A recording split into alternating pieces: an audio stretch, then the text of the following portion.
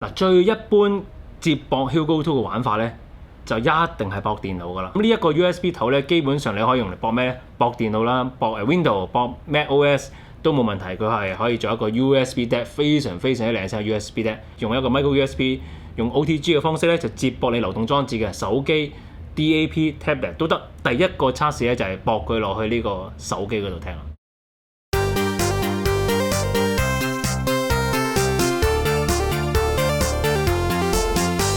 咁我亦都相信咧，駁手機咧應該係個改善幅度最大，因為手機本身咧就個聲音都相當之差，我仲要攞 iPhone 啊嚟到做呢個手機啊。好啦，咁啊用咩駁咧？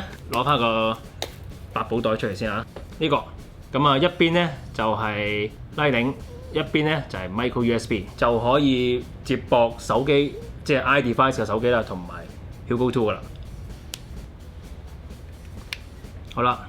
搞掂，哇！係咪好靚？好靚啊！幻彩燈光啊，或者一 plug and play 搞掂㗎啦。如果夠電驅動啊，放心。嗱，咁而家見到熄晒燈咧，即係表示咧最細聲啦嚇。嗱，紅色就細聲啦，越開就越大聲啦。你咁樣，究竟最大聲係咩色咧？白色。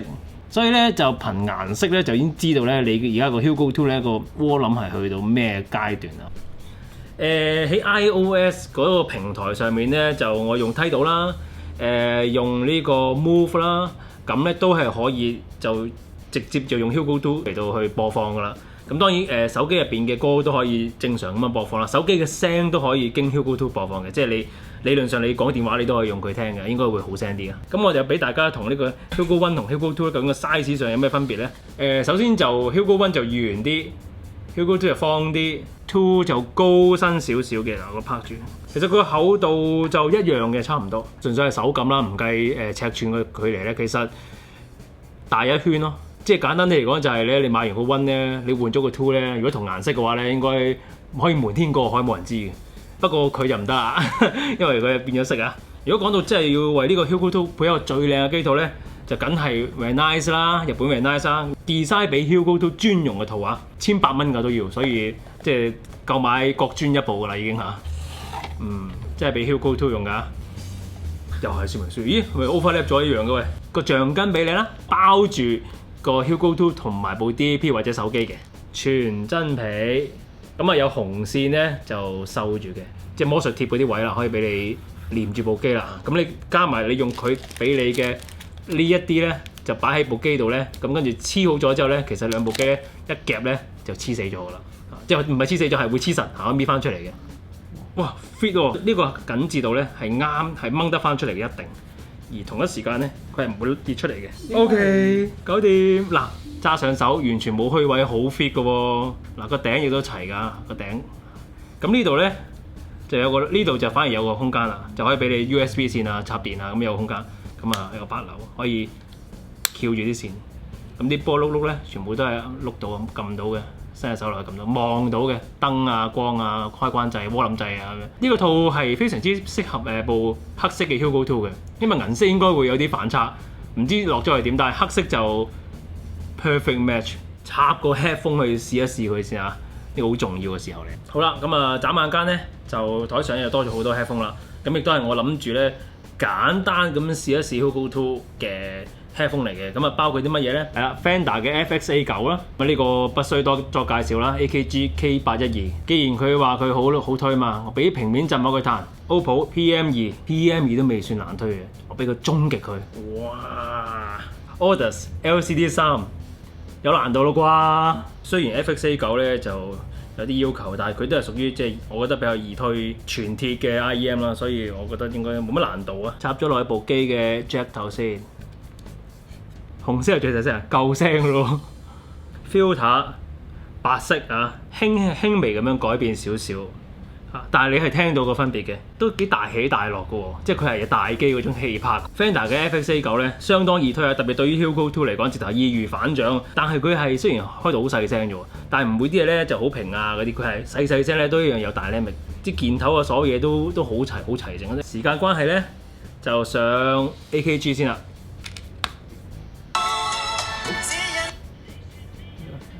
佢突然間開放式嘅 headphone 係咁啊！你哋聽到我聽乜啦？睇下。好嗱，咁AKG 就係即係其實佢個高音都好秀麗嘅。呢度咧就要開大聲啲啦，終於去到綠色區域啦。咁綠色咧就係應該係佢最 optimum 嘅渦輪嘅 range 啦。撳到去橙色嗰個 filter，即係4級裏面咧第2級暖聲嘅，就嗰個 tonal balance 我自己會比較中意啲。佢嘅密度啦，佢嘅自己 FPGA 嗰個運算之下咧出嚟嗰個聲音嗰啲連貫性。平面振膜第一部 OPPO 真係夠力喎，非常之輕鬆喎，即係呢個跟咗我2年㗎啦，差唔多。我係中間試好多 DAP 咧，其實我係冇話俾你哋聽個測試結果，因為佢係完全係唔起嘅啲聲，蒙咗一嚿嘢咁樣嘅。咁但係咧，我用呢個係可以試 headphone 夠唔夠力㗎？夠力，絕對夠力。基於時間關係，我哋唔好等啦，我哋俾個主菜佢，就係 Audus，真係推到。聽下先。咁而家咧就係 single end 啦嚇，因為 suppose 其實玩呢一個 headphone 咧，最好就係 balance sound 咪更加 perfect 啦。嚟啦！即係信唔信？即係當然個個都話係，但係都要自己聽過先知。好嘢。喺我嘅標準，呢個 volume 都唔需要再加大，佢上面仲有得再上，佢都未到最大。聽首 title 先，即係做人嘅嘢咧就唔好淨係聽嚟聽去都係嗰首衛蘭同黎明啊！真係推到喎，即係咧你見到其實 Korg 嘅官方網站咧都係攞 Hugo 2嚟到推 Audus 嘅，你一定要自己聽過你先知嘅。咁我而家今日就終於可以聽過啦。係真係推得到，而且推得好。咁先講音量，佢唔使開到最盡，已經仲有個 headphone 俾佢啊，已經可以拿捏得非常之好啦。二來就係咧，所有嘢嘅聲音非常之定，背景非常之靜。理論上咧要真正發揮佢咧，其實就唔應該用電話嘅，最好咧就用 DAP 或者係用電腦會好啲。咁我就可以用呢個 Grand Beat 咧就駁到俾大家，駁到俾我自己聽下。又話俾你哋聽嘅效果，跟嚟咧已經有條 micro USB 去 micro USB 嘅線啦，一啲 Android 或者係 DAP 係 micro USB output， 然後就播翻落去 Hugo 度。咁佢亦都可以輸出呢個 DSD 嘅信號，咁俾 Hugo 2去做 DSD 嘅解碼嘅。一插落去個 Grand Beat 度咧，佢已經話晒俾你聽究竟咧佢係支援啲乜嘢㗎。認到係 Hugo 2啦，認到晒所有 PCM， 最多可以去到768 kHz 啦。其實我就咁聽睇下有冇聲先，有聲㗎啦已經。呢啲係啲舊嘅錄音嚟嘅，即係80年代嘅 CD， 個電平好低嘅，所以我要開大聲啲啦。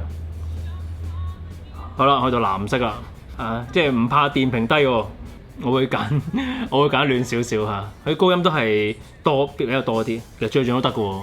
反正佢嘅幅度都唔係好大，好過 iPhone 好多。每一個換咗個 source 係真係唔同啲啊！唔好話一早知啊，呢啲一定要試嘅真係。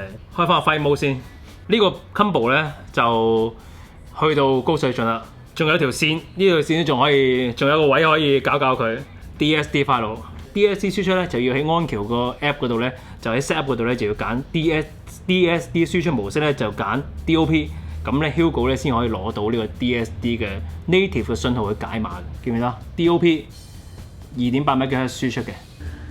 時間所限啦，因為咧機主要翻去煲機㗎咁我都要收工啦要快啲剪片俾大家睇啊！咁雖然我都好似攞咗好多嘢出嚟搞，但係查實咧我係未試到 Hugo 2超過 50% 嘅部分，包括佢係全新機需要煲嘅。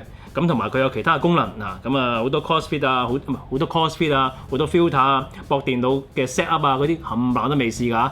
咁留翻俾其他朋友做啦咁我就試呢個前部分咧就試到呢個為止啦。多謝呢個機主咁第一時間訂機，咁亦都係即係同我哋一齊分享咗呢個開箱同埋簡單嘅開機速試。OK，咁希望大家中意啦。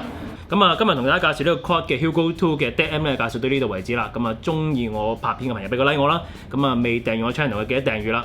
訂閱隔離之後咧有個鐘仔，手機同埋包殺版都會有嘅。撳著佢，我有新片出嚟第一時間收到通知㗎啦。好，下次再同大家介紹下啲正嘢。今日都試好多正嘢未試到佢終極已經覺得正啦。下次再同大家試更加多正嘢。係嘅，拜拜。